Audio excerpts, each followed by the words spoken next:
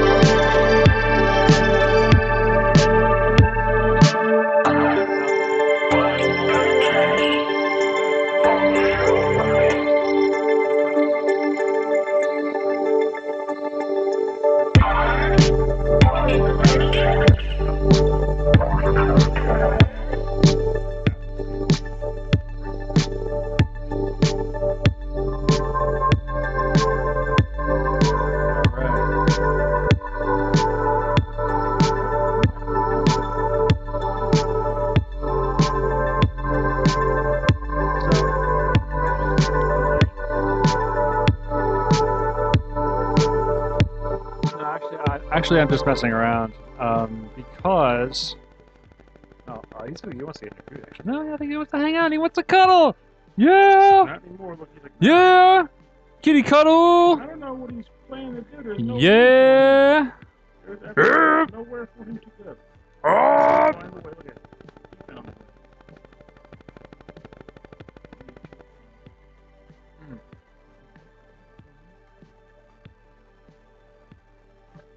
Oh man. Poor thing. You were just like, Oh yeah, you gotta be nice to him before you chuck him. And look at it. And then the dog's like, "You heard the man. Go away."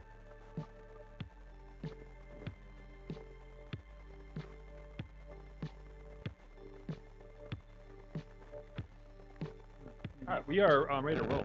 Oh, that's fast, huh? Yeah. I mean, I've been setting it up. I got your picks. They're downloaded. I didn't loop anything. I didn't have any time to do any of that.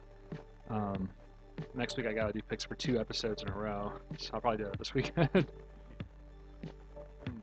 oh, Oh, because I'll move this over. And it'll be easier. because I had time. Anyway, we can turn this Sure. things off. Look at him. Because I had time earlier this week because I wasn't doing a whole lot with work. Mhm. I updated the YouTube stream with new picks. There's 2 new playlists from the VGM Jukebox, and there's a new playlist from Ed and Mike's show, which are all picks from their last episode, which was all PC98 music, which turned out to be mostly hentai games. That's what's on the system. Exactly, and the songs are fucking great. It's so good. I know. Oh, trust me. I'm telling you, man. I told you that episode we got was like I picked Marvel cooking. Yeah. Yeah, that damn thing. So this thing's been I'm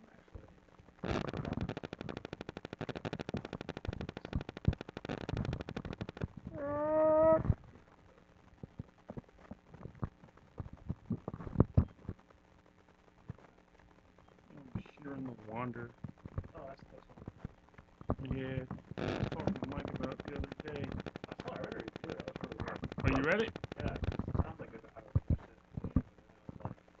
You're not talking about what the hacking is like, and then all of a sudden, like, it changed, and I was like, "This is great." Yeah, it was pretty cool because like Mike had inquired about, because we were talking about, it was like he was inquiring about putting his thoughts. I was like, maybe I can figure out how to get you another review. And at first, the guy that I submit them to was like, I don't know how I feel about that. Usually, we have a specific format. But he was like, but at the same time, I really like the fact that it was a thematic change, so I'm gonna allow it. You should do that. I'm like, all right, I'm gonna do that. So I was like, yeah, because originally Mike just wanted to have input. I was like, wouldn't it be interesting if we just did something like you're actually hacking the review? Like you're hacking Yeah, into I the think it's review? perfect. I think it's perfect. You want to grab your headphones and we'll get going. We got Chris Murray, we got Alex Messenger, we got all these. We got 2 people. It's like we got all. I named them both. I named them both. How you doing? Snapples.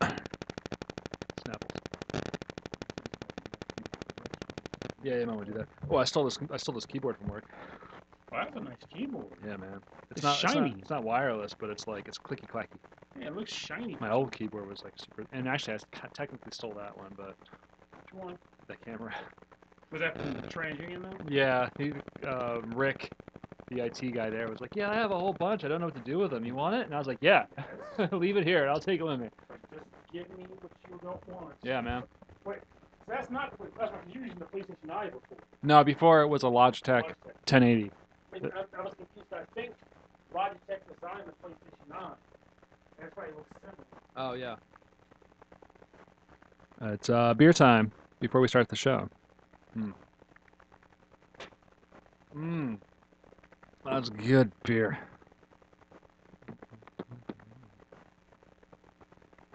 The stream. Over there is the music and the recording and the music software. Boom. All right. Okay, before we start the show, we get to do rock, paper, scissors.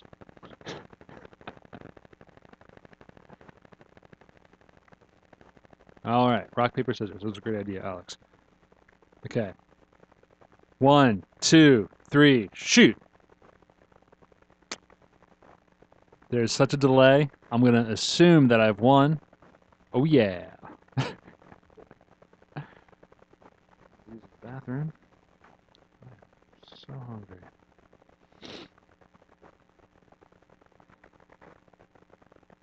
Oh, wow.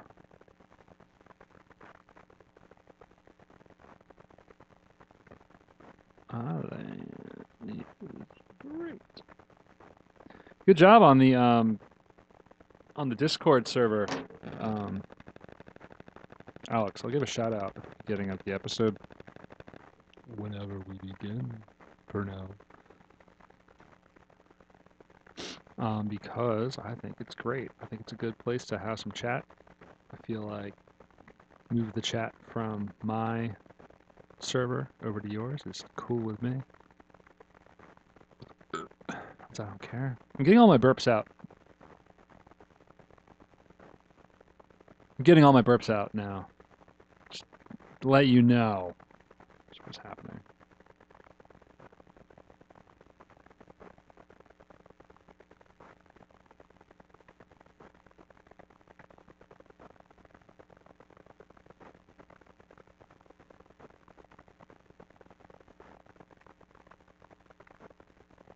Boom, boom, boom, boom, boom, boom, boom, boom, boom, mayonnaise, mayonnaise.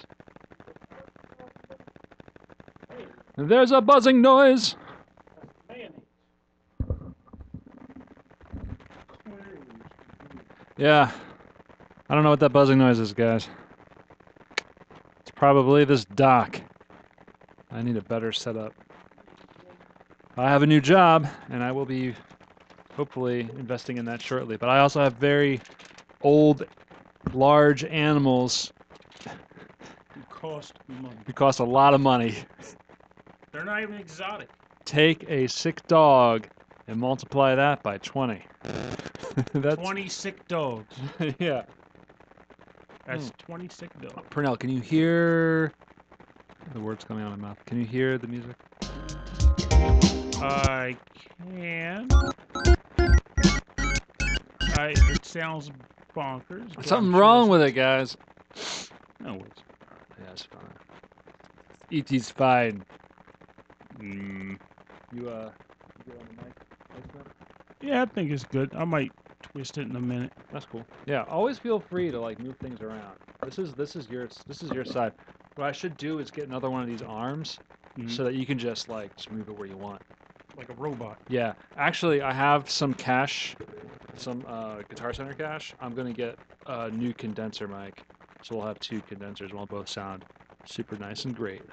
As opposed to now where Well, it sounds. you sound super nice and great. That sounds super. Have you listened to the show?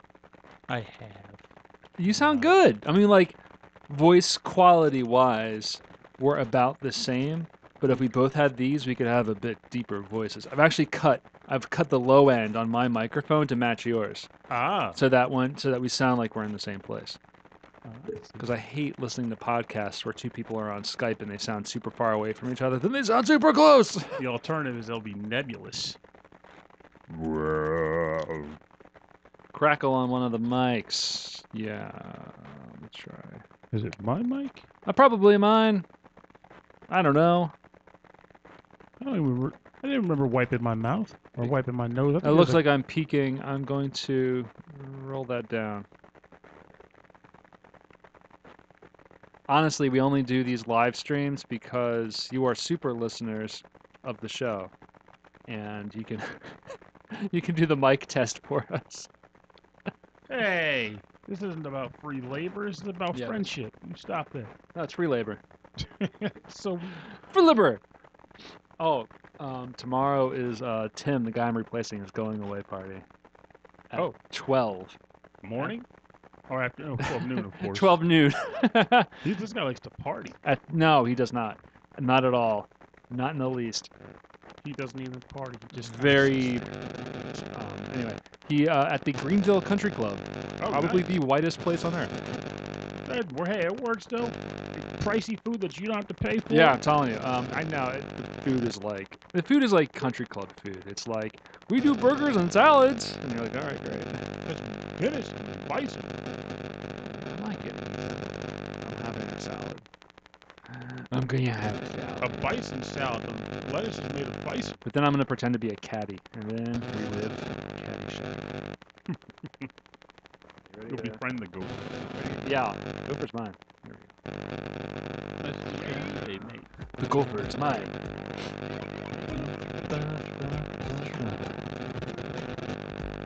Oh, he says worse than before. The crackle is getting worse. Are you able to? Is it? I'm guessing the crackle. The crackle is only happening to the stream. Oh, there it is. That's horrible. All right, let's figure that shit out.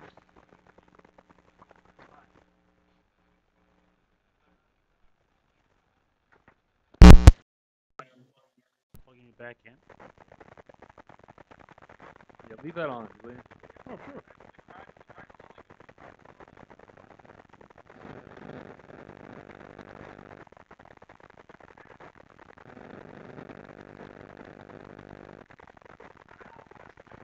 That looks pretty. I'm like, oh, spooky.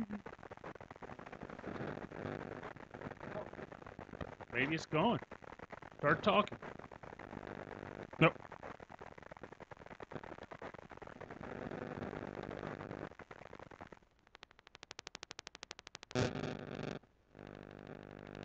Keep in mind, it's probably playing catch up too, so what you're doing isn't real time. Sorry. Sorry, guys.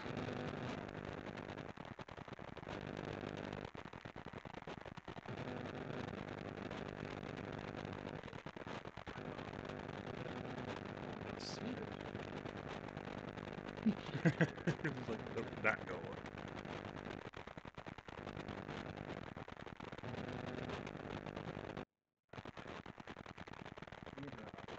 You sure?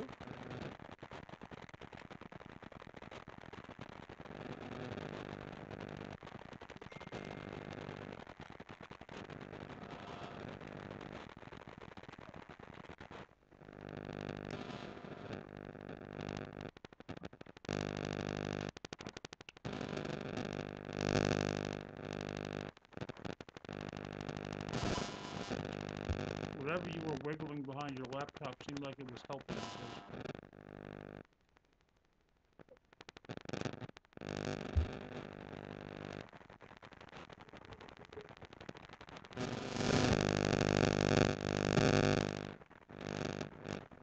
I don't know, maybe it's even something to do with the phone. Let's see real quick. It's the phone. It really is the phone. It is the phone, everybody. I thought that sounded kind of familiar. All right, we'll move the phone. Your phone is like fucking going off, man. It's so it just wants to communicate. Woo! All right, all right. Thank you. Thank you for sticking with us if you are sticking with us. It was the phone. Which is definitely weird because this happened before. Well, it's never happened before. But Not like I think maybe it has happened in the past, and we just didn't notice. we just were like just dealing with it. Oh, I need to turn this off. Hold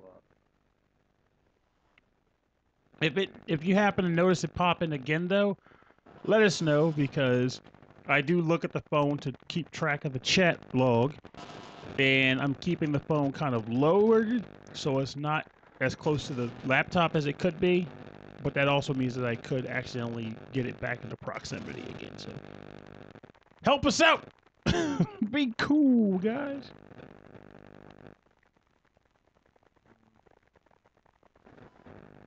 Poor Elvis. Marvelous Law.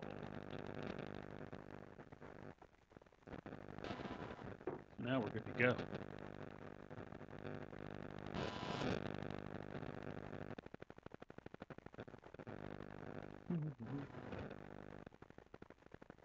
When I lean forward, okay, let's try this instead.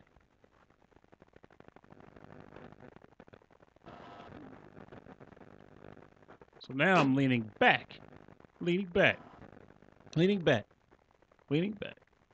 That's what I'm doing. It's going crazy. Huh? Yeah, it's still going crazy. Well, now it's definitely not near the laptop. So is it? How's it acting now?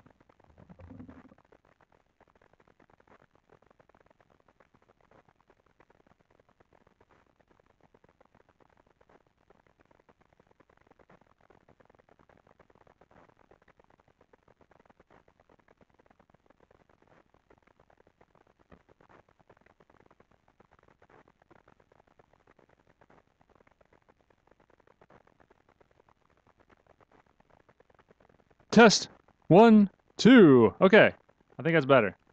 We're gonna deal with it.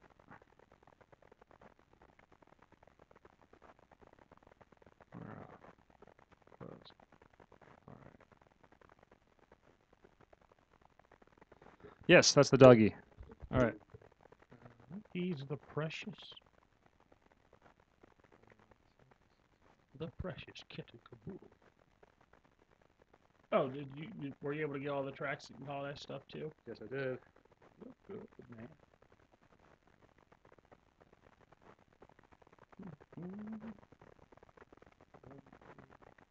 I still have 5, so I gotta choose 4 of them. I always make it tougher. Okay, here we go. I'm like so hungry. I'm like really. If you want to take the turkey out of one of these, you're welcome to it. Okay. No, we're good. Ready? Ready?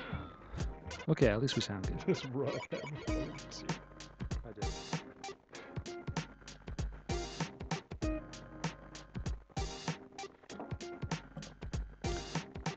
Welcome to Rhythm and Pixels Video Game Music Podcast, episode 12-6. My name is Rob Nichols. And I'm Pernell. And we get together and hang out and listen to great video game music every week. And this week is a live streamed Patreon exclusive. And this is a challenging one to have, 'cause let me tell you, the weather outside is frightful, and the temperature is not delightful. Hold up. And the end result is... You are not speaking into the microphone at all. You don't look like you're sitting very comfortably. I'm okay.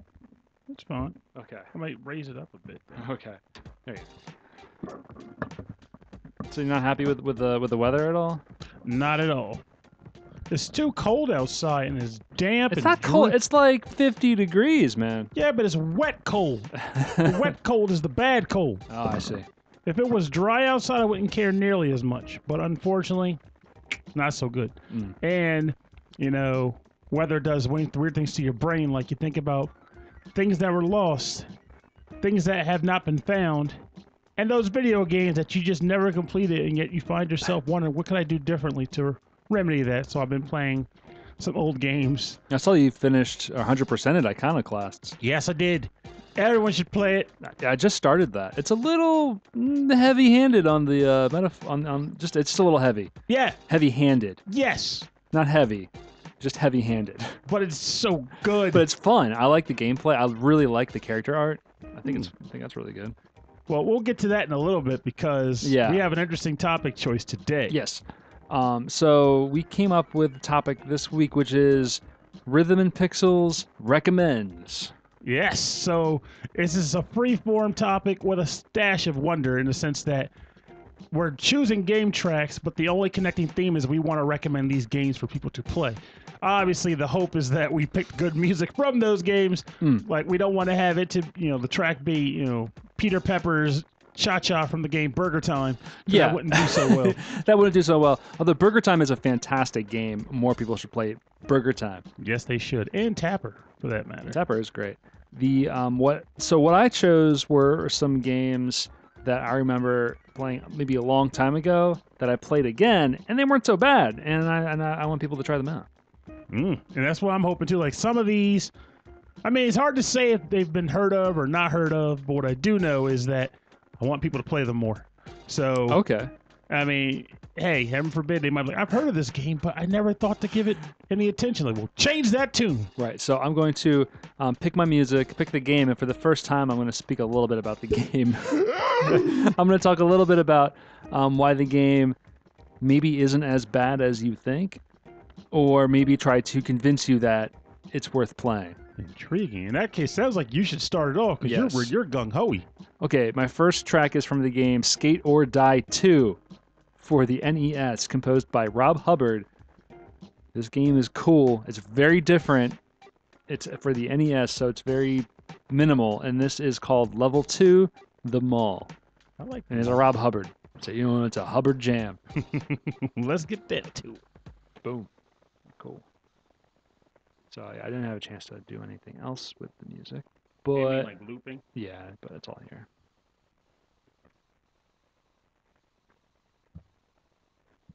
Snowing. Yikes. It's snowing? Not us. Alex said it's snowing up in, I guess he's Erie, right? Oh yeah, Erie. Yeah, that makes sense.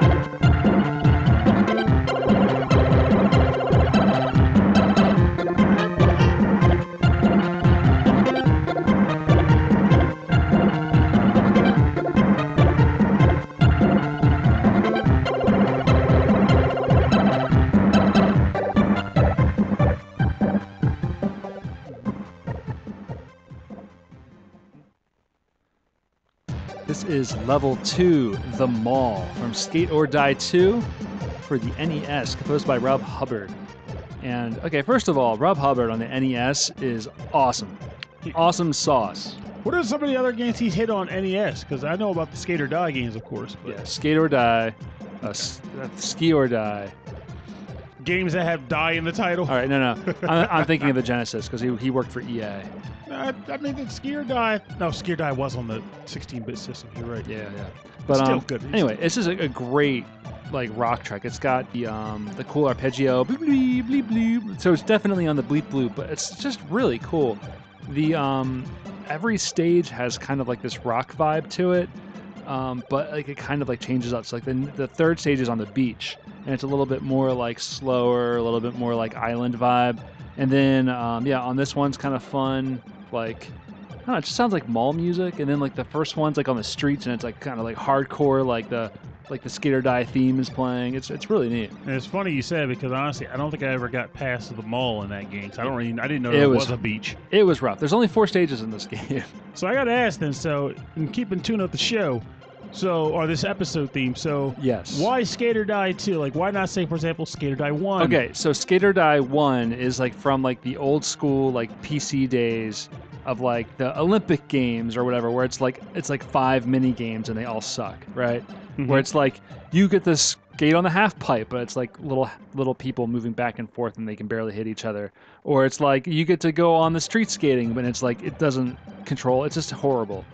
I didn't like that stuff. But Skate or Die 2 is like, all right, let's make it a skateboarding game, but side-scrolling in that like kind of like perspective, like a beat 'em up perspective. Mm-hmm. But you have to stay on the skateboard, so it's a little wonky to control. But you can beat up bad guys, upgrade your skateboard, upgrade your tricks. So all of the tricks you can do are assigned to B and a direction on the directional pad. I remember this so well from when I was a kid. You're actually explaining it better than I could. It is so cool because you only want those tricks for so that you can maneuver on the stage. So the like, if tricks they're coming allow you at- to do different things, like access different areas on a level. Well, no, but the tricks they let you like get like maneuver better. Oh, okay. The areas in level are just hard to get to anyway because it's a difficult to control game. But I mean, I think it's a really neat idea with some really cool music. Like you're going to hear all of this music because the stages are just really long, like areas of like, okay, you have to go here to find the boss. In the mall, you're trying to create like a giant half pipe and skate park for the kids. Oh, that's the overall purpose That's of the the game. purpose of the game, and then all of the plans they get torn up and scattered all over the beach. And so you gotta go on the beach and collect all the different pieces of paper, which is actually really hard to remember where everything is. I mean, they are pretty tiny sheets of paper. The mall stages, you got a job delivering packages in the mall, and like they tell you where to go to each store, but you have to remember where each store is and the fastest path to each store to deliver the packages. It's incredibly difficult, but I find it so rewarding because because of the mechanics are just really neat. So one might say that's a prime example of a type of game or game in general that probably could stand to get re-released and redone. Maybe. Because, I mean, yeah, don't get me wrong. I mean, it's an old game. Sometimes they're best left in the past. But I also feel like if it's a game where you can sit here and outright say, I like the game, but there were some control issues, for example, because of the times when it came out, I wouldn't mind seeing that come back. Now we fine-tune the controls, so it's still a great game. I'm saying for the NES era and for this style of game, like this kind of like weird style, like unique. It's unique for what it is. It's very unique for its time period, and I think it's well executed. And the music's awesome. I have to agree with all of those things. Yeah. I just happen to be terrible at the game. So I think it holds up. So yeah, so if you're looking for a retro game to try out, I think Skate or Die 2 is interesting. It's very different, and I don't think they ever made a third one. No, they did. At that point, they moved on to the Ski or Die game.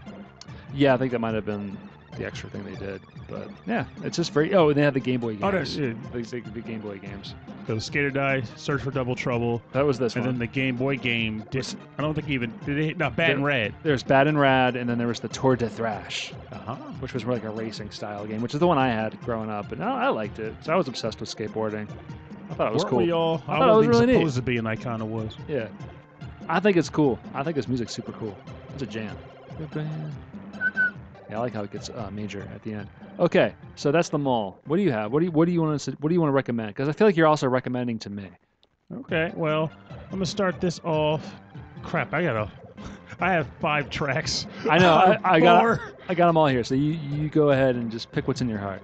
Well, I gotta go with the obvious one because if I don't, I'll kind of feel guilty about it. But the first game I'm gonna drill down here is Iconoclast. Yes. The track title is called Psycho Pump, and it's composed by Joaquin Sandberg. So let's see what you got. So we get. Put it in the old. Put that music in the old. What's it called? BitGen. Oh, you are chatting away, my friend. Gotta throw down, man. Yeah, absolutely, absolutely. I don't look at it for a while. I'm like, oh, people are talking. So Iconoclast. I've only heard a couple tracks in this so far. Not this one.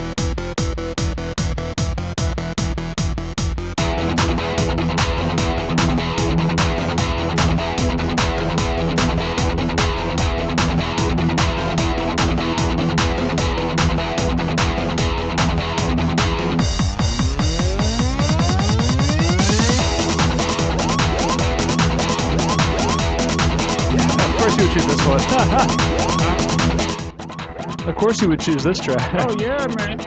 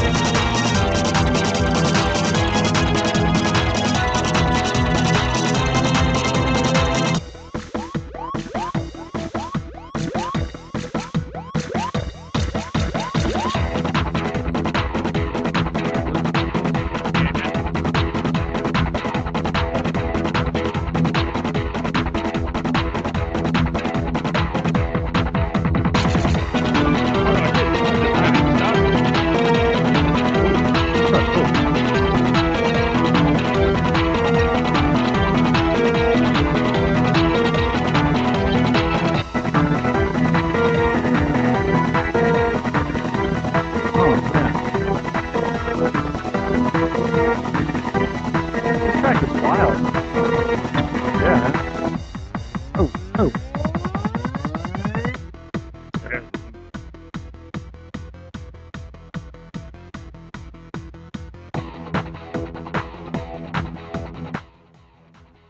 Welcome back.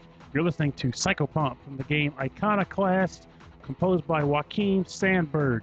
So, why did I pick this specific track? Well, partly because I spent a lot of time listening to it as I failed over and over and over Yeah, again. that sounds like boss music. It's one of the tracks for one of the bonus bosses in the Oh, game. okay. I'm not going to say. I think I could honestly say the name of the boss and no one would get it because people were already saying I don't understand why they're called that, but they have a name.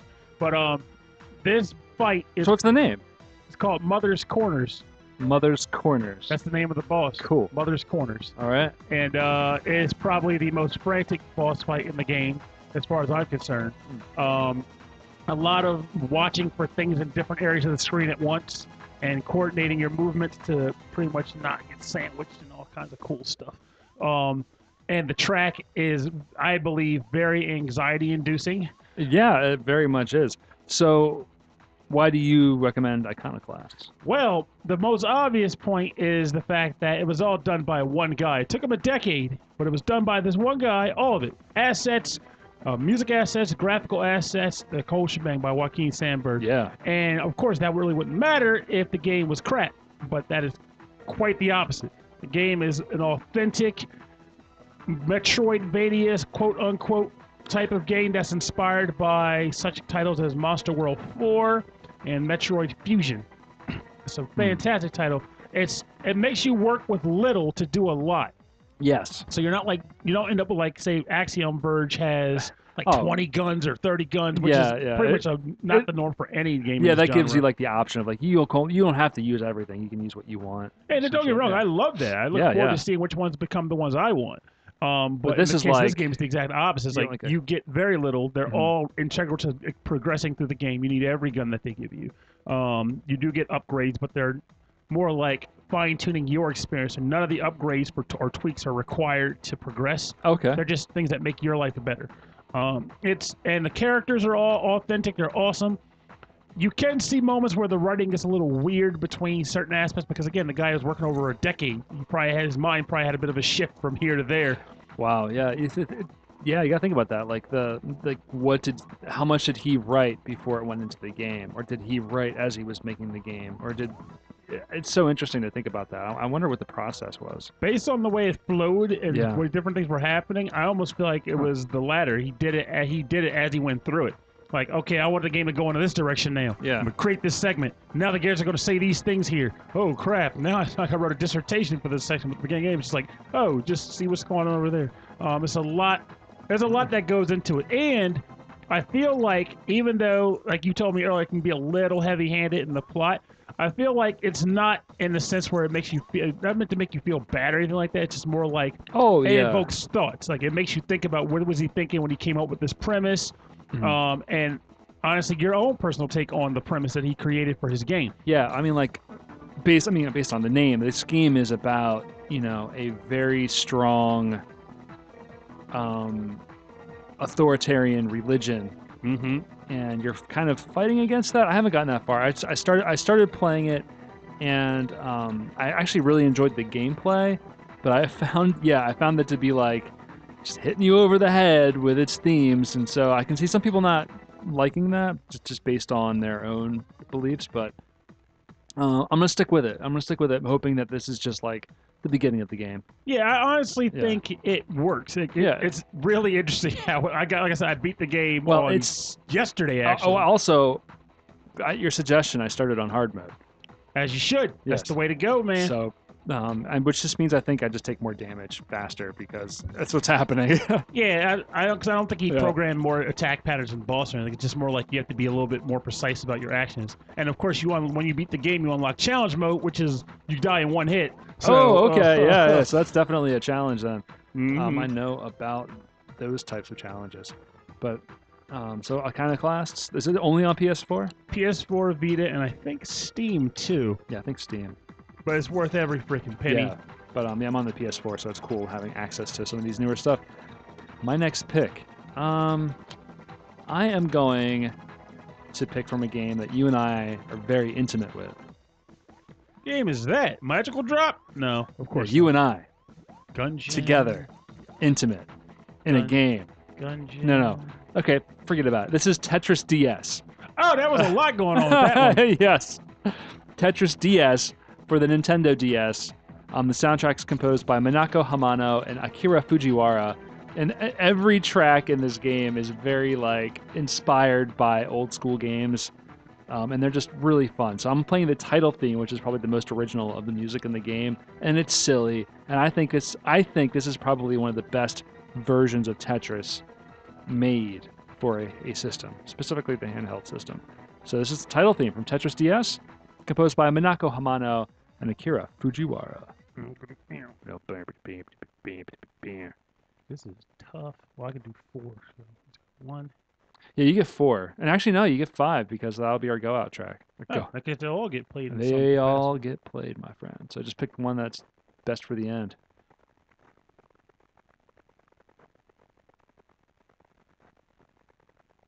Okay, ready for this wonky ass track?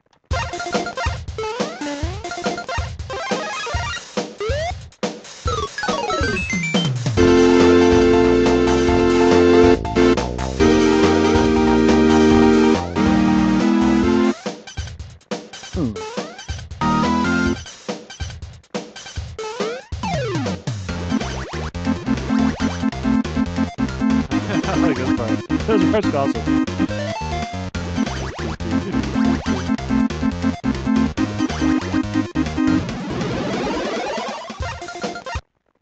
I'm actually just going to cut it because it's so darn short.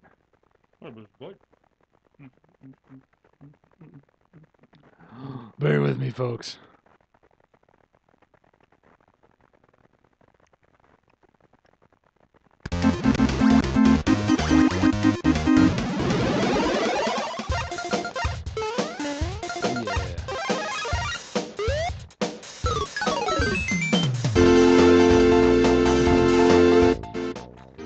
This is the title theme from Tetris DS for the Nintendo DS, composed by Manako Hamano and Akira Fujiwara. Yeah. This song gets me in the mood to play some Tetris, specifically Versus Tetris. The only thing that makes me sad about this game, and I'm glad you mentioned Versus specifically, is the fact that this game has a ton of great music in it. Like you said, a lot of it's inspired by classic Nintendo games, and others are just like they kind of go off on their own, or unless they were Nintendo inspired. I said a lot of them were. But the Versus mode only allows you to use that default track.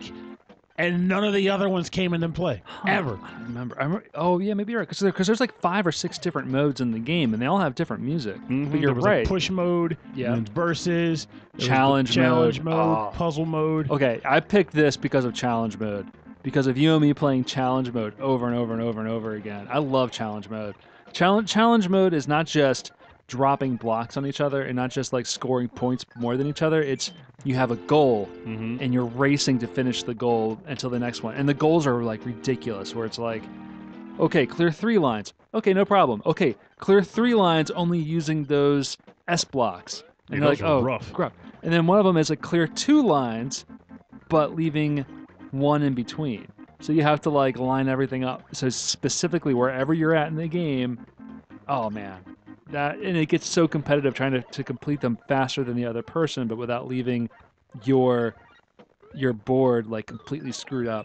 I think this is like one of the most fun versions of Tetris that they've made. It really is. Like they tried to match it later with it was like a Tetris party edition or some jazz. And I believe I didn't do anything with it, but I did buy it because I had to buy it.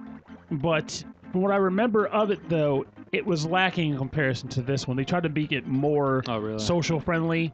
Well, how about like Puyo Puyo Tetris? Because we both like Puyo Puyo and we both like Tetris. Oh, but I haven't played Puyo Puyo enough. I haven't played this yet. Have you been into it? Oh yeah, I own it. I bought it for the Switch. And I was going to buy it originally for the PS4 as an import, but when I learned that SE was getting launched here, I rejoiced and kept my money. Oh, so it was imported on the. I mean, it was released in Japan on the PS4. Yeah, it was on PS4 and Switch in Japan. Oh, that's cool. And then the States got it for Switch, and I think it recently hit Steam last week. Actually, believe it or not. But it's a fantastic game. It's got a cool Big Bang mode, which is essentially clearing the screen as fast as possible using like one drop combos.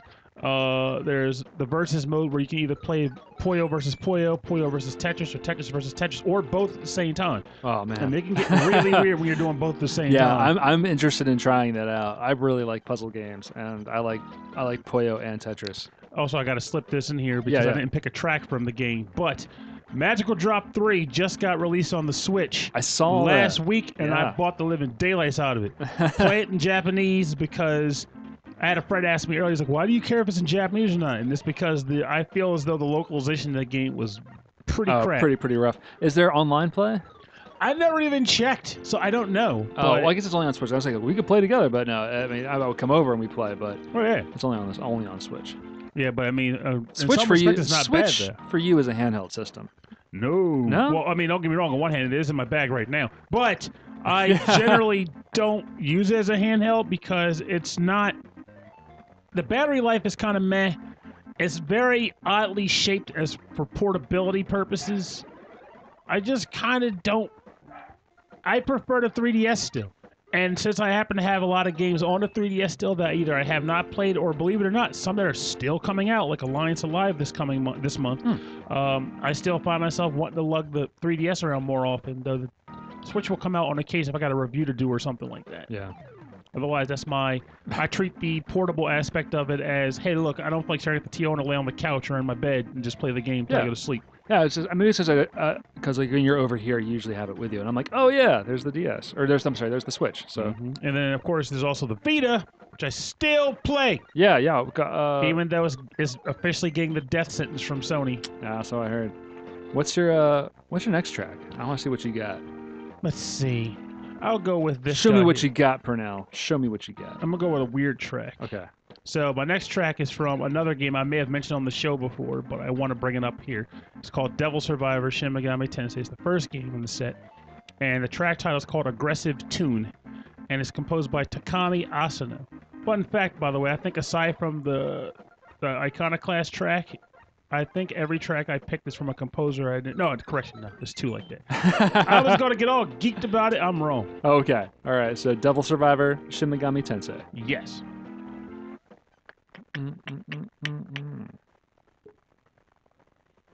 Yeah, Alex said the same thing. Yeah, it's more of a console than a handheld. I'm gonna be right back. I'm gonna say hi, and I'm gonna use the bathroom. Oh, she's home? Yeah. Oh, okay. In the meantime, boot up a thing. Rob stepped out for a second. The missus has arrived, so he's got to say hi because wouldn't you if you were in love too? Yeah, but I also treat the DS like a console in a sense too. It just makes more sense that way. I have enough handhelds that are smaller with decent screens that have better battery life. I don't see the need to lug it around too often unless I absolutely need to play something. Or if I just need to do one more thing in the game before I shut it off. Stuff like that, you know. So, man.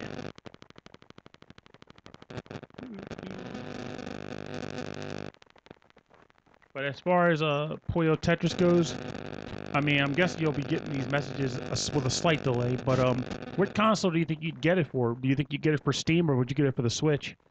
Because I think the Switch version has online multiplayer, which means you could actually play online with me or something if you ever want to try it out.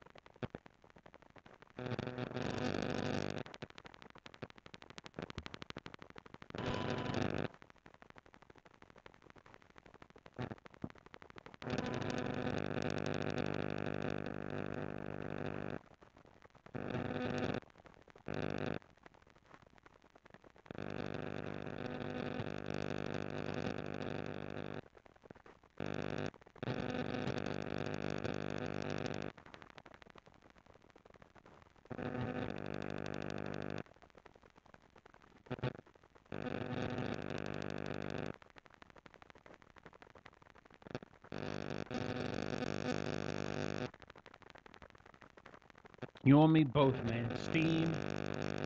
I don't get behind Steam. I've been doing a little bit more with Steam lately because of review-based stuff. But if I have a choice in the matter, I typically prefer to not bother with it because I don't know. I hate having to set my computer up to play it. Though, admittedly, I'm doing a lot more with playing it off of my television set, so it ends up ultimately getting used in a way that's similar to how I would play other stuff. But I mean, how I would play home consoles, but it still just doesn't feel right. I want legitimate, authentic stuff playing with it.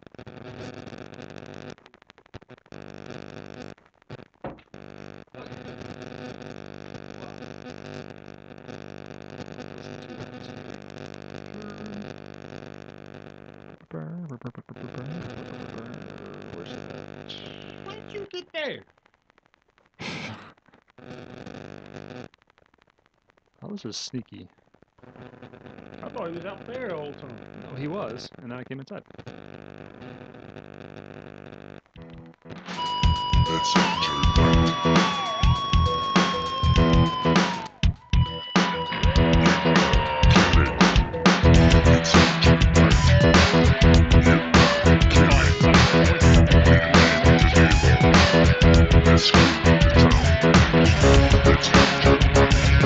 Yeah, it is there.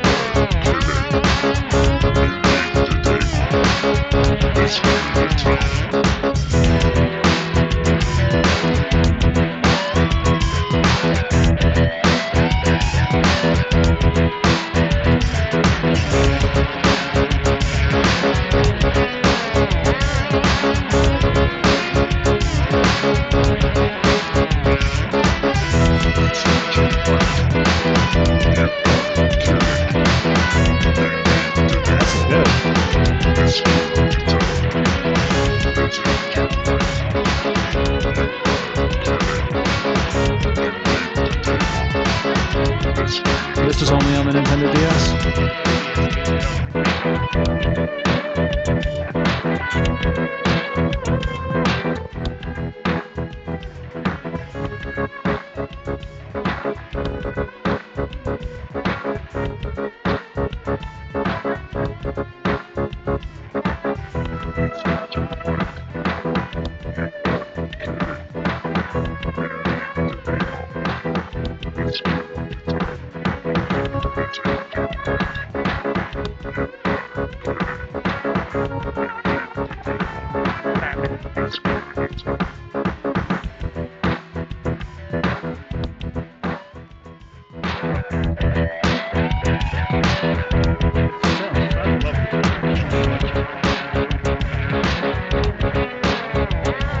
Very grunge rock, like very grunge rock guitar solo. Yep. Welcome back. You are listening to Aggressive Tune from the game Shin Megami Tensei Devil Survivor. Hold up. Composed by Hold up. All right, now you go. Oh, wow! Welcome back. You are listening to Aggressive Tune from the game Shin Megami Tensei Devil Survivor, composed by Takami Asano. This game originally released on the Nintendo DS handheld, and then later got a sort of updated version of it with voice actors and an additional section of the game added called Devil Survivor Overclocked. So kind of help me out here. So there was Shin Megami Tensei for the Super Nintendo. No, actually, it was it gets weird. There was actually like a Megami Tensei on the NES. Okay. Then Shin Megami Tensei came out on the Super Nintendo. Okay. And then there was Devil Summoner Shin Megami Tensei. Yeah, Devil Summoner, and then that was a line of games. And then there was Persona, and that Right. became a line of games. And then there was Last Bible, which was also a line of games. And then there was the Jack Brothers. There was a lot of spin-offs. And so Devil Survivor is another one. Devil Survivor is yet another spin-off. That's from the amazing. series. It's amazing like how long they've been producing this series, and how unique it still feels. Oh yeah, and Yeah. the sad reality is that well, it's not sad because it's been remedied to an extent, but it took so long for us to get those games. Like Yes. they were running like when Pokemon came out, Pokemon got a lot of its inspiration from this series. Yet Yes. when these games started And getting more press over, yeah. people was like, this is just basically Pokemon with like no, get that back. It's actually Pokemon is like this, but Oh, interesting. So, yeah, I mean, Pokemon game mechanics wise, yeah, the whole like fusing monster. Well, Pokemon is breeding, but yeah, fusing monsters and matching skills and traits and all that.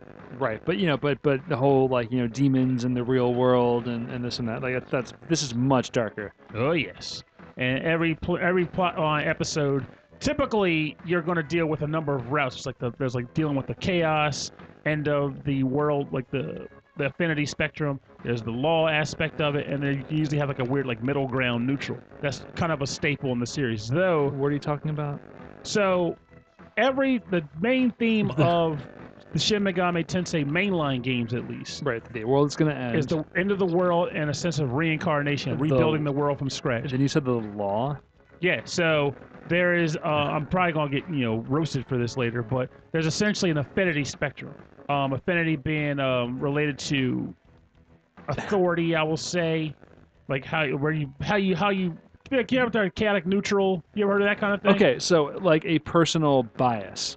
Yes, essentially that would work. So Okay. think like how like you always see that thing was like the 9 pictures chaotic Oh, neutral, lawful affinity, neutral. Yeah, not affinity. infinity. No, affinity. Okay. So there ends up being the lawful end of it, which is essentially like more of the heavenly, lordly way of doing things. And chaos would be more equivalent to like the more of like the rambunctious, just anarchy, anything goes aspect of the underworld. Okay. And then there's everything in between.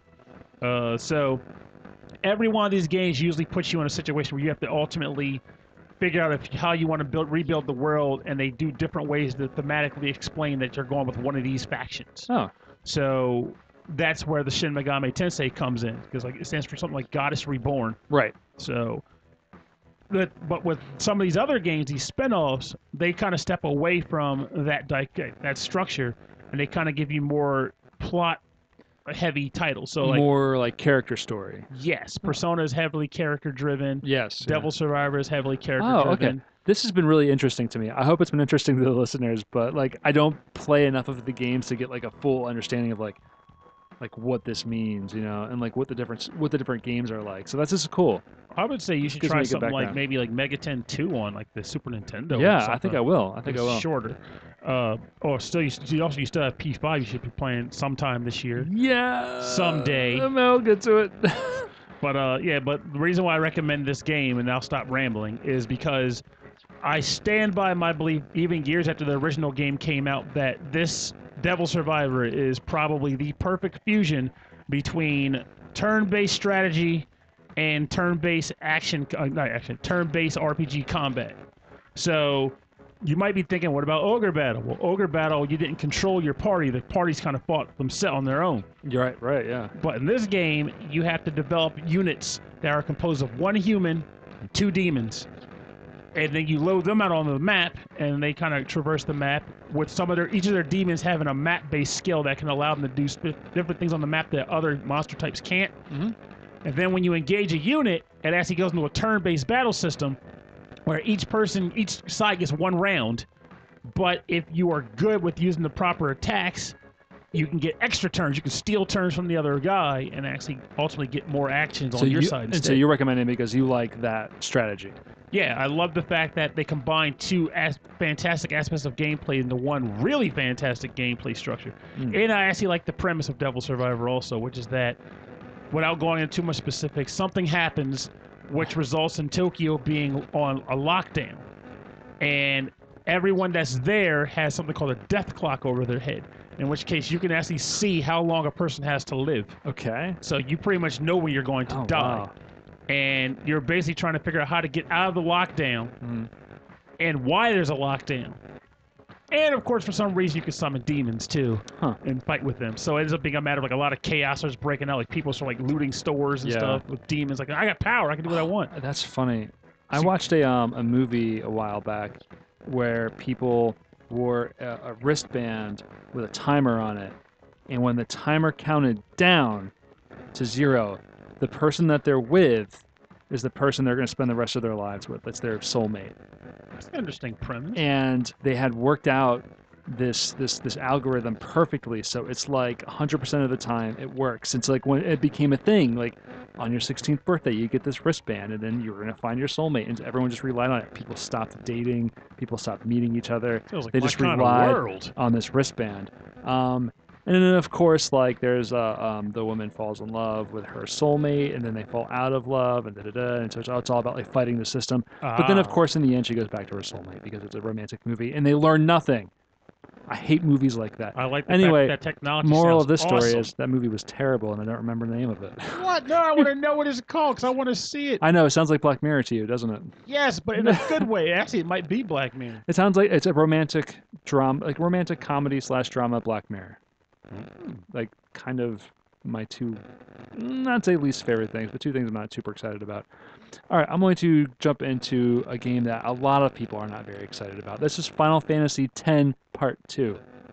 I think this is a great game.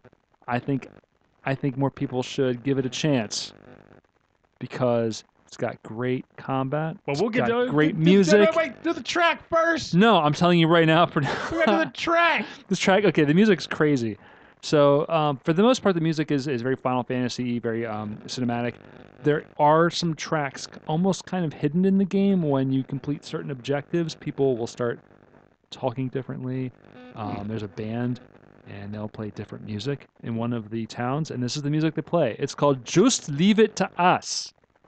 It's With Just Leave It to Us. Okay.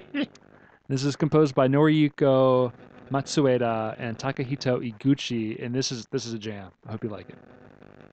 This is a crazy, crazy song. I actually had a hard time for this episode. Really? Yeah, I had to be like, all right, what do I like that people generally don't? It doesn't have to be that people don't like. It's just stuff you want to recommend. It's just so like funky and proggy. I should have started with this track because I like it a lot. Chat got kind of quiet too, Sam. Yeah, the only person watching it's fine. Huh? Only other one person. Oh, it's probably just. I don't think anyone's on except for us. Oh, Chris and Alex left, you think? Yeah. That sucks.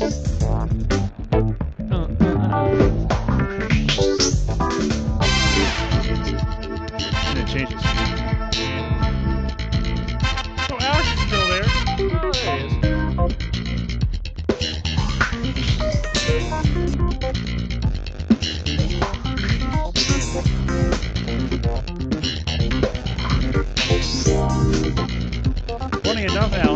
I think that's still a topic that's on the pipeline. Oh, Just a funk? matter of finding funk tracks. Because Matt definitely keeps reminding like, hey, we got that funk episode. I'm like, Matt? Matt Waldron. Oh, Matt Waldron, yeah. I'm like, I want to, but I'm having trouble finding funk jams.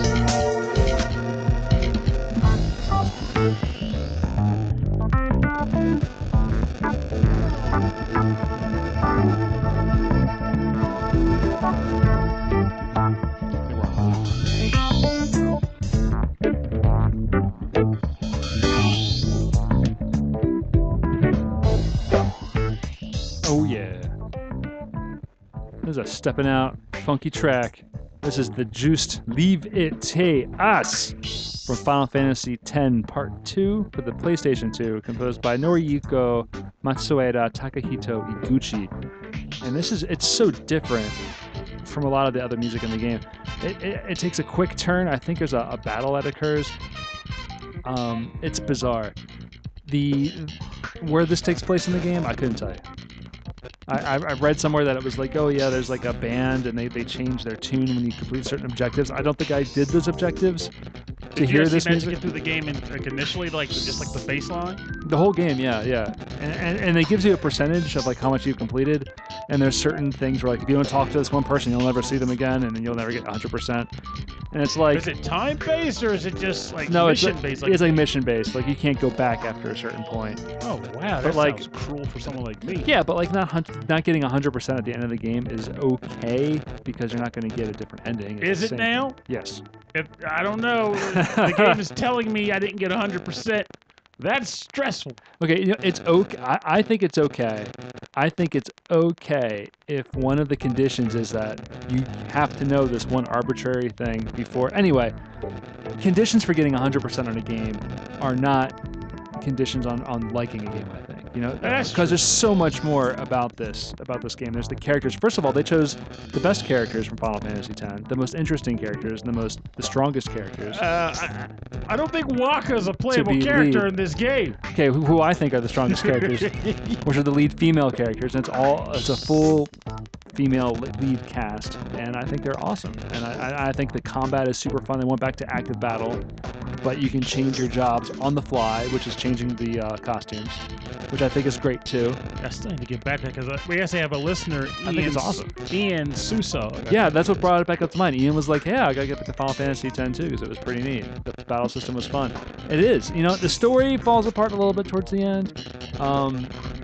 We played it just on the heels of Final Fantasy X, so I was like, oh, he's gotta find Titus. She's gotta find Titus. Don't say too much because somebody out there probably might want to try them both. Yeah, you can try them both. Anyway, all I'm saying is don't expect a big, powerful ending, but it's a fun ending boss. There's a lot of hidden dungeons. If you want to go back and like really dig into it, they're really cool. Hopefully some hidden jobs too. I think so. I think there's a lot of extra jobs because and it's fun because you get to see not what extra skills you can do, but you also get to see like how did they dress up the different characters, because like they all like there's 3 main characters and they all have different costumes per job. So it's like cool. So like the designers of the game had a blast doing this thing. I think it's cool.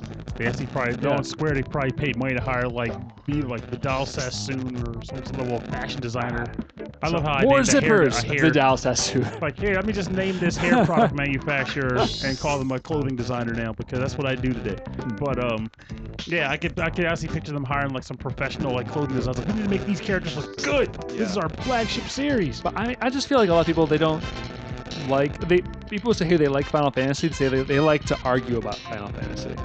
Oh yeah, honestly, I enjoy it. Like, fun fact. So I'm not. Well, people know about it on the show already. So I've said it before, but I'm not huge about Final. I'm not a big fan of Final Fantasy VIII. In fact, I would say it's my least favorite in the series, and that includes 1 through 3. But what I think is interesting is that I developed this weird persona where I enjoy it. You have a persona? Faux, not fur. Faux sauna. You have a like fake. You have like a fake sauna. Like fake. Stop! Just stop! You know what I'm doing. I'm combining words. But point is. So you have a furry, hot room that doesn't exist. Yes, that's exactly what I've got. Okay. And from that furry room that doesn't exist, I exaggerate my dislike of the game because for some reason people get really, really unhappy when I say I don't like the game very much. Even though I say why and stuff, people get really upset. So it became a thing where I'm like, I'm just going to ride this wave now, see where I can go with it. But ultimately, I have genuine reasons for not being a fan of the game. But the music in it was actually pretty good. I will say that. And Triple Triad was fantastic. Triple Triad's great. Triple Triad's like one of my favorite like mini games in a game. And fun fact, by the way, if anyone's listening, if you like Triple Triad and you're okay with tabletop, you should look into a game called Cell Swords because Ooh. it has a lot of the characteristics of Triple Triad, and that was pretty much why I bought that game myself. So We should try that soon. Yeah, I'd play it. Cool. All right, what's next? What is next? Well, I think the next track I'm going to go with is an interesting little Jimmy. It's from the game Protect Me Night. And the title is called Late Night Cleansing or Cleaning, and it's composed by Yuzo Koshiro. Oh, awesome. That was Yuzo Koshiro. Late Night Cleaning. What system was that on? Xbox 360.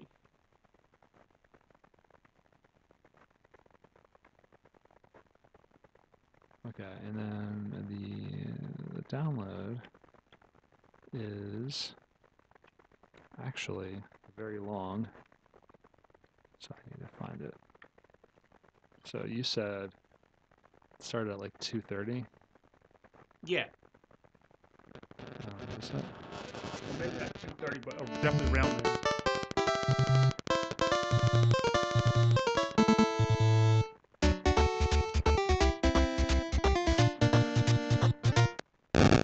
Is this the soundtrack?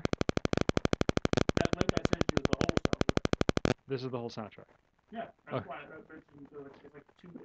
Right. So this is the soundtrack. Yeah. Okay, that's all I'm checking. This is I got downloaded the right one. All right, so that wasn't the song. Yeah. All right, let me go to this one.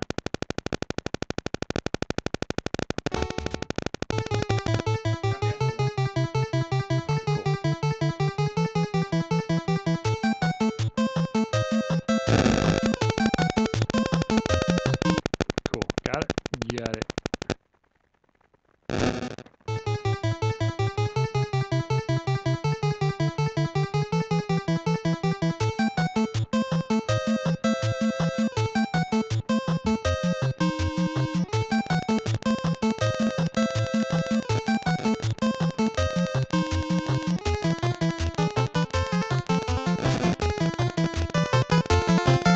This was Xbox.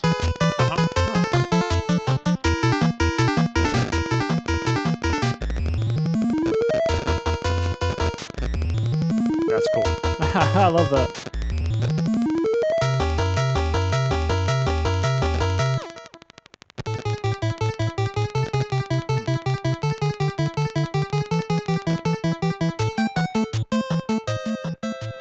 Welcome back. You're listening to Late Night Cleaning from the game Protect Me Night, composed by Yuzo Koshiro. Well, I like the track because it definitely, it just sounds awesome, but it also kind of has a hint of Castlevania in it. It does have a little bit of that kind of feeling, especially towards the end. So is this like a throwback style game or a re-release? It's a throwback style game. It is pretty much 8-bit in every way. Graphics, sound, quality, everything. I know you're like, what sound isn't in bits, but you know what I mean. Well, I mean, it certainly sounds like he only used a limited number of voices. Oh yeah, Definitely. definitely. The Yeah. whole game was meant to be a throwback in every shape or form, and it's a cheap game. It doesn't cost much. I think it was like maybe $3 to $5, and it is an actual sort of tower defensey game. The concept is that you are heroes trying to escort a princess to reclaim her kingdom, and each level involves monsters coming in waves from all over the screen, and the princess is in the middle of the screen. Oh, like a tower defense. Yep, and you're fighting off all these monsters and keeping them from reaching the princess and doing her harm. Oh, I like that. So you have physical melee attacks, and you also have a number of barricades you can set up and things of that nature. And it's a really fun game. It gets pretty chaotic too. Matt, of all people, he was the one actually brought this to our attention at one point. He was like, "Hey man, it's this cool game I saw on the internet. You should look into it."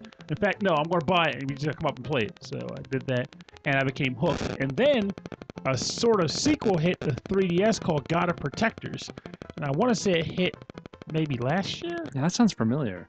Like I saw that scrolling through something. Might have seen it on my 3DS. Probably that, yeah. But it's it's Yeah. such a fun game. Okay. They're classic. It's got a fun gameplay. It's Yeah. not too pricey. I like the soundtrack a lot. It's good. This is cool. I'm gonna check the rest of this out. I like how it starts. It almost starts out like kind of like a rock song. Like And that's where the Castlevania influence like that comes in too. Like Yeah. the whole song has it, but the very beginning sounds a lot like I want to say the swamp stage in Castlevania 3. Yes. It definitely has that feel to it. Oh, this is really good. This might be one of my favorite tracks of the episode. There it is. I'm enjoying this. Well, it's got the Koshiro stamp of approval. So Yeah, he's an excellent composer. All right, well, I'm going to turn the track down, and we are going to have a part of the show we like to call the bonus round. bonus round. In the bonus round is the part of the show where we play covers and remixes based on our theme. And the theme today is recommendations. Recommendations. I reckon. And I gotta recommend the game that I've been playing a lot of and had to stop because it was driving me crazy, and that is Celeste. Yes. So I'm recommending not the game, but the hidden, ultra hard stages of the game by playing a remix of one of the songs. That's clever. So the songs in the game on the B sides they call it are the ultra hard versions of the level, and all the songs are remixed, and they're all in different styles. They're really cool, and I'm playing the very first track because it's from an artist that I love, Maxo. So this is Maxo's version of the Forsaken City. This is called Sever the Skyline Mix, and the original composer is Lena Raine. And again, this is some crazy, like acid jazz funk stuff. Maxo is very frenetic, very wild kind of composer. Mm-hmm.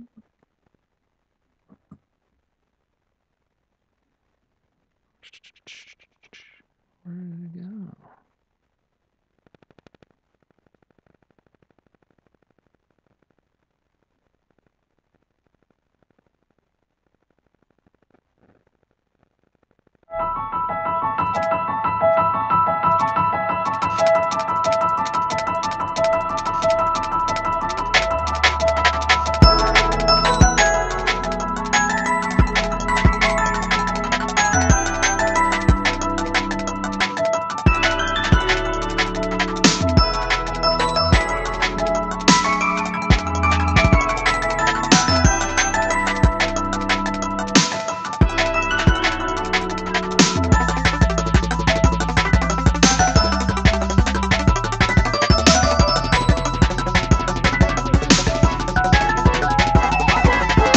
This is the B side of level 1.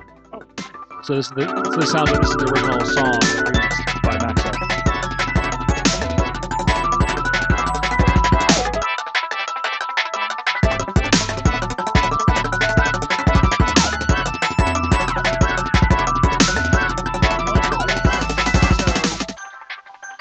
Ian is on the BGM jukebox, or is he just is he a He's a regular contributor, Oh, listener. okay. Yeah. Yeah. Wicked Sephiroth. And he's on Discord as Ian. Yeah, I'm pretty sure. He sent us a topic suggestion. People with bats. like baseball bats or Yeah. vampire bats? Yeah, like games where like your main character has a specific weapon or something. Okay, I can dig that. Boys with bats. We call it. I thought it was pretty fun. Game with boys with bats. I'm just gonna pick all baseball songs, That's what? baseball games. I actually got a couple in mind already. Or maybe a cricket. He's British, so maybe he'll like that. I don't like it, but you gotta find the game. Oh, they're out there. This song's so cool.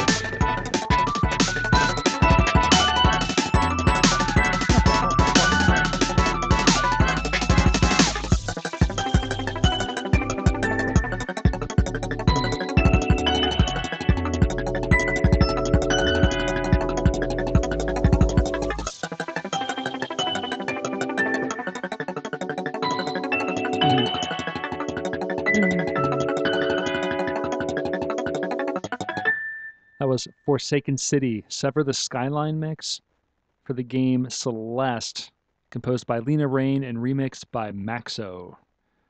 So yeah, I highly suggest on the base game, play through the base game, and my recommendation is to go back and to try the B-sides before going to YouTube because it will scare you away. Yeah, oh yeah, because YouTubers are probably like ripping it out in one credit. Or honestly, they're doing their playthroughs cut so it looks like a complete playthrough, mainly as a tutorial. Ah, but the reality was they probably died a heap ton in Right. between those cuts. So I've completed 7 stages and 6 B-sides. I've completed maybe 5 of them, which took a long time. And what's keeping me going is wanting to hear what the music is because I haven't gone to the soundtrack online. Like I've been wanting, like, ooh, what's the remix gonna sound like? And I get really excited because some of them are really neat. They're So really what's your different. death counter? It's close to like the 3 or 4,000s.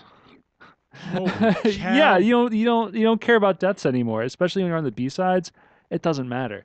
Yeah, that is true. Like I feel like right now I'm still in that mental state where I'm trying not to die too much. But the music is so good, especially like when it gets really chill. It really helps you get in the zone to make these incredibly hard jumps.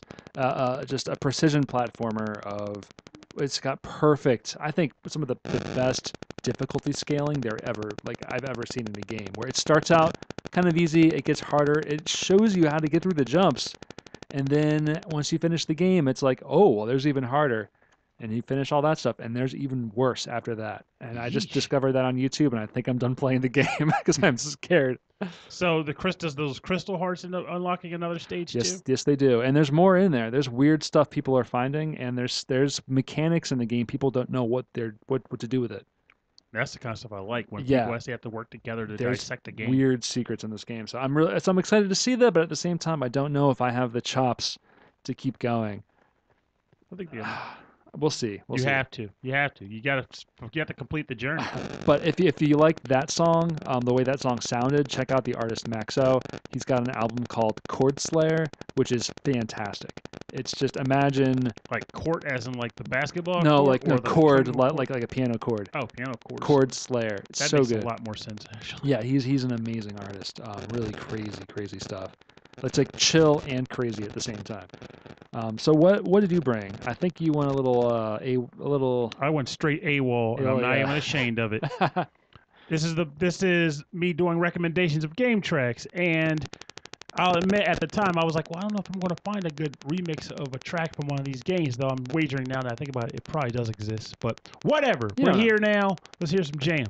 So this game is called Ghost Trick, and it actually came to mind for me again because someone did an absolutely perfect steamed ham meme rendition from this game. And of course, I started thinking about it again. So Ghost Trick. It's like a detective like novel type game. We'll get to that. Oh, okay. But first, the music. First the music. The track is titled The Last Desperate Struggle, and is composed by Masakazu Sugimori. Sugimori. Ghost Trick. Sometimes I really think people think I'm like probably like a cult of the new because my stuff is rarely like before like the 32-bit era. But I'm like, I've played tons of old stuff. It's not like I don't. It's just Yeah, that's kind of been the MO on the show where I play mostly the older stuff. This is cool. Holy crap. Oh, I'm wishing I had this in my my synthwave mixtape. so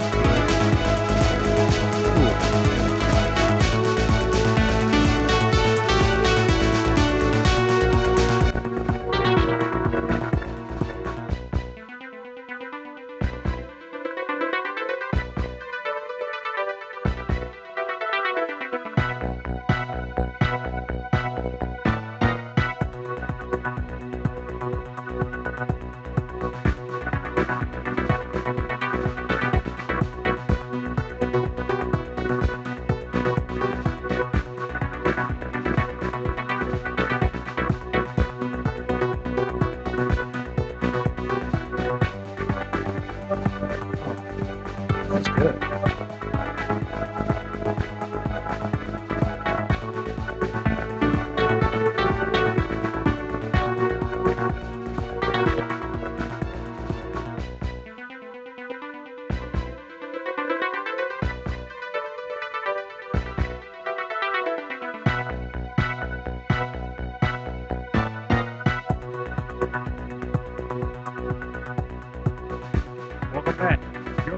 to The Last Desperate Struggle from the game Ghost Trick, composed by Masakazu Sugimori. So, what the heck is this game, you ask? Well, it was released on the Nintendo DS, done by Capcom.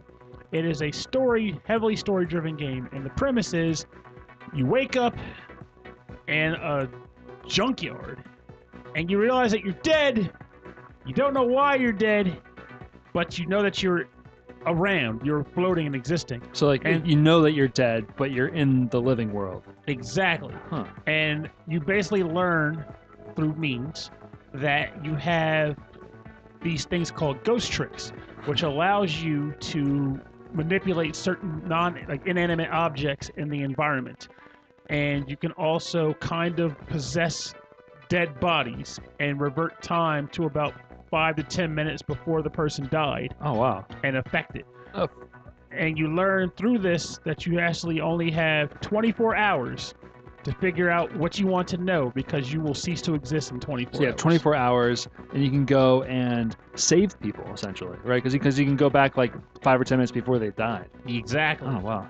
And it ends up being it's I can't even say a lot because as everything's so intertwined that it'd be a big spoiler. But I will say that when I finished this game, I was emotionally invested. Like I was sad, but not like unpleasant. It was sad that it was over, and I felt emotionally charged by how things were playing out. Like you ever play a game where something happens, and it's not a matter of, okay, the game wants me to accomplish this goal to move on to the next level. It becomes, I have to do this thing because if I don't, everyone's in danger. Yeah, And you're like invested. Like you're like this is real now. exactly. Yeah. Like it's time to make things right. So I wanna this do it. this puts you in that feeling, huh? Yes, like Oh, wow. I was obsessed with it, When and this track plays at a point in the game where it really is do or die, Oh wow. and you're like pushing the limit of like what you can do in the game to make things go the way you need them to go. So the title, "The Last Desperate Struggle," is so appropriate. Oh wow. It's ridiculous. This is a cool song. This is very like synthwavy sounding. Actually, it sounds a little. I mean, it's also Capcom too. It's a little like a Phoenix Wright. Yeah, like, and I think that's part of why the game even had a chance to come out here like it did, because Because of the success of Phoenix Wright. exactly, they were like, Interesting. "Hey, people like Phoenix, maybe this will go." That's and cool. honestly, I don't think this game got a lot of sales, which is depressing again because it deserves all the love it could have possibly gotten. Mhm. I recommend anybody listening to this show that has a DS or a 3DS to find a copy of this game. You can probably get it for like $10 now on eBay, but you need to play this thing, and you need to come to appreciate it like I did. Well, maybe not as much as I did. I'm kind of nutty, but I think you will come find that you end up liking this game, even if you're not big on adventure games traditionally. Yeah. I think you'll like it. Well, let's end this right here. So if you want more information on the bonus round part of our show, including composer information and SoundClouds and Bandcamps of where you can get the artist's music for the arrangements and covers on the bonus round part of the show, go to rhythmandpixels.com. We'll have links all there where you can go there and support the artists.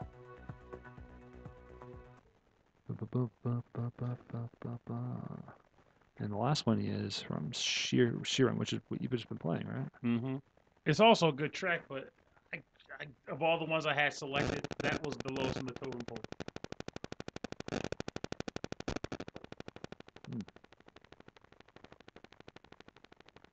And this is honestly why, like, there was that Facebook post that someone made where he's like, if you had to choose games only from the past or the future going forward, Yeah, what yeah, I would saw you that. I'm like, I don't want the past. Like, games, awesome games, both retro-inspired and not so, are still being made today.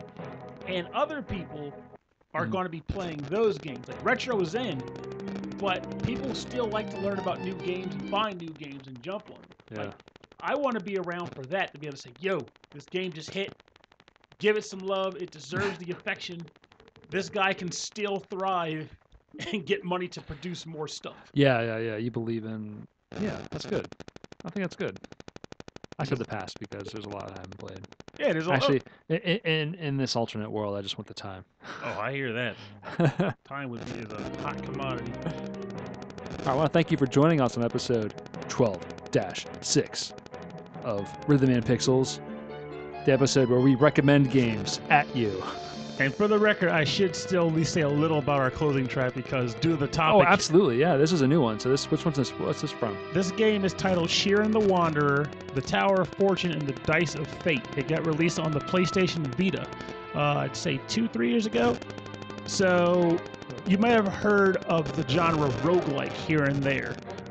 This game is probably not the granddaddy because obviously Rogue is the granddaddy of Yeah. rogue games. But as far as roguelike goes, this is probably one of the most iconic ever made Huh. as a series. It's been around since the NES, I want to say. And America only managed to get 2 of them. We got this one and we got a DS release some years ago. So this has pretty much everything you expect from a roguelike game. You have dungeons where you kind of traverse the maps, and every time you take a step, the enemies all take a step at the same time. You find items on the ground, and you are forced to utilize everything at your disposal in as best a way as possible because when you die, it does not come with you. It's just over and done. That's right. I And don't know why I like those types of games. it feels rewarding. Like I can't explain it. Yeah. I used to be one of those people that felt like due to not being able to keep levels and stuff, that you were wasting your time if you didn't, succeed. Yeah, the leveling in the game becomes like almost like your personal skill in the game. Like you're only getting further because you personally are getting better. Exactly. Yeah. I mean, because obviously the items have the RNG mechanic. You don't know what you're going to get on the Yeah, ground, yep. and sometimes they make it harder by not even identifying the gear you find, which means you got to hope it's Oh, good. no kidding. That's rough. But it's just good. And like the main storyline are a lot more fair about what they do. They don't hit you with like the most of the unidentified stuff head on, so you can actually enjoy the game and get acclimated before they start hammering you down.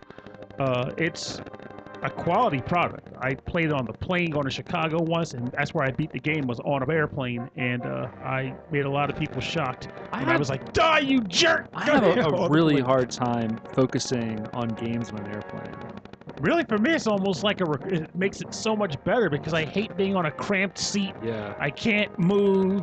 I just feel uncomfortable whenever I'm on a plane, almost without fail. But Yeah, when me I have too. a game to play, I can kind of tune out most of that and just be like, okay, I can barely sit properly, but I always I'm feel looking at the screen, so I always whatever. feel like disoriented, like and maybe like a little motion sick too. I don't know. Maybe I need to do more to like zen out. I think maybe that'd be what would help out though. If you get truly into your game, Yeah. the motion might not even be as much of a factor. You're just like, okay, I'm concentrating. I'm doing a thing here. I'm not really concerned about the environment around me right now. Right. Yeah, I don't care about the environment. Well, not on a plane. I'm on at a least. plane, yeah. No, so this is cool. I like the music in this. It sounds neat. It's very Beetlejuice. Yeah, this track is playing on the dungeon I've been stuck on for the last year. Oh, And really? I didn't exaggerate that either. I thought you beat this. I did, but then there's post-game dungeons. Oh, okay. And the post-game dungeons are when they truly say, hey, those roguelikes, here's what they're actually like. Oh, that's funny. So like 3 of our recommendations are from like post game. Mm-hmm. Like Final Fantasy X-2, the post game was great. Celeste, the post game was great. Sheeran the Wanderer, the post-game is brutal. Yeah, it's all brutal. But anyway, if you want to get in contact with us and maybe send us a suggestion, some topic suggestions about the show, send us an email. rhythmandpixels@hotmail.com. And for the record, before we move on, Yes, we should say this. I'm on it. We've been getting some recommendations, and it's Yes. totally appreciated. Right. Know that they are not forgotten. It's just Yeah. we already had a few already lined up to go, Yes. but once that queue stops, requests are getting hit. So thank Yeah, you we for have- submitting stuff. We have quite a few lined up. But I'm really looking forward to hitting the listener suggested ones because they're always fun. Yes, Like, they're always like interesting, and I really appreciate that. So interesting topics, like weird topics, That's the topics best that kind. make us like come up with like weird stuff. And if you want more information about our show, a full track listing from every episode, go to the website. rhythmandpixels.com. If you want to check us out on Facebook and Instagram and Twitter, we're all there. It's Rhythm and Pixels, all one word. And also, there's a lot of other great video game music podcasts out there. There's almost a community of video game music podcasts. So I want to give a shout out to shows like the Forever Sound Version podcast, the VGM Jukebox, the grandpappy of all of them, the Legacy Music Hour with Brent Weinbach and Rob F. Switch. These are all great podcasts, and there is a Facebook group. Oh, and Pixel Tunes Radio. I'm sorry. and Pixelated Audio. There's a lot of great podcasts out there. There's so many. So many of them. They're all really great listens. They all come out on their own schedule, but anyway, there's a great Facebook group for fans of all of them called the VGM Podcast Fans on Facebook, and it's just a lot of love for all things music related, and it's a good time. Come for a good dose of Gabba Gabba Hey Yes, and some interesting polls that really surprisingly get people talking about the hobby. It's pretty cool. yeah, which is really nice. And the Alex, who is the creator of the group and a supporter of our podcasts, and an all around awesome dude, has a Discord server in which you go on there and we can just talk about game music and games and just hang out. And I think that's a great thing too. I gotta start using it more often. That's the problem. I was complaining about socializing is getting much tougher now, and I'm like, there's a Discord chat right here. You should use it. And if you're looking for more game music for your week or for your workday, go to YouTube and look up Rhythm and Pixels Radio. We have a 24/7 live streaming radio station of classic 8-bit and 16-bit music, all selections by the Rhythm and Pixels team, and selections by the VGM Jukebox, Forever Sound version, and Mike and Ed over at Pixel Tunes Radio. Everyone's got their own little playlists that they're updating every week and adding to the station. It's really cool. There's some great music on there. Check that out. I gotta go on the ball, man. These guys are showing up some love, and I'm like, it's right now. It's all still a little embryo in my end. No, take your time. You know, it's still young, but I think it's a great community project. So, yeah. So I hope you check that out and you enjoy that. And it's the end of the show where I forget about the Patreon subscribers. How did I get here? How did I get here? I had a long day. My first day at a new job. Like, you gotta utilize that excuse while you got it. It's my first day. It's my first day. I can't believe I didn't do that. I abuse the hell out of it whenever I can. But it was my first day. Pernell, this cake is terrible. It was my first cake. What do you want? First day. There we go. And our podcast, Rhythm and Pixels, is a Patreon-supported podcast. So if it